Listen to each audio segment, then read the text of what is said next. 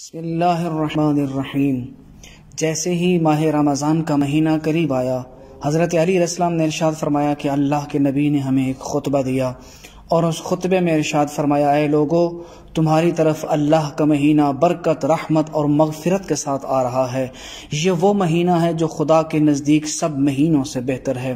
جس کے دن باقی دنوں سے، جس کی راتیں باقی راتوں سے، اور جس کی گھڑیاں باقی گھڑیوں سے افضل ہیں۔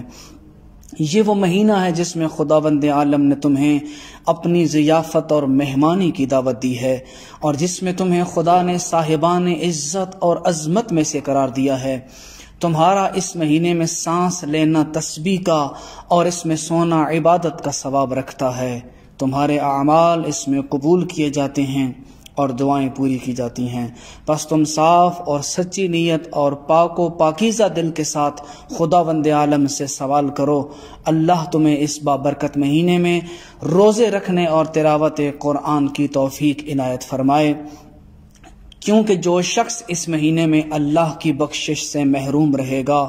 وہ بدبخت ہوگا اور اس کی عاقبت خراب ہوگی۔ اس مہینے کی بھوک اور پیاس سے قیامت کی بھوک اور پیاس کو یاد کرو، اپنے مساکین اور فقراء کو صدقہ دو، اور اپنے بوڑھوں کی تعظیم کرو، اپنے چھوٹوں پر رحم کرو اور صلہ رحمی اختیار کرو، اپنی زبان کی حفاظت کرو، اپنی آنکھوں کو ان چیزوں سے جن کا دیکھنا تمہارے لیے حلال نہیں بند کرو، اور جن چیزوں کا تمہارے لیے سننا حلال نہیں اپنے کانوں کو ان سے بچاؤ۔ یتیموں پر رحم کرو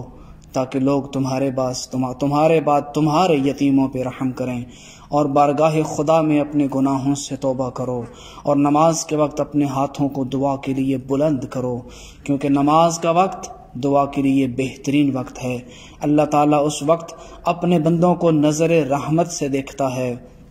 اور ان کا جواب دیتا ہے جب وہ اس سے مناجات کرتے ہیں۔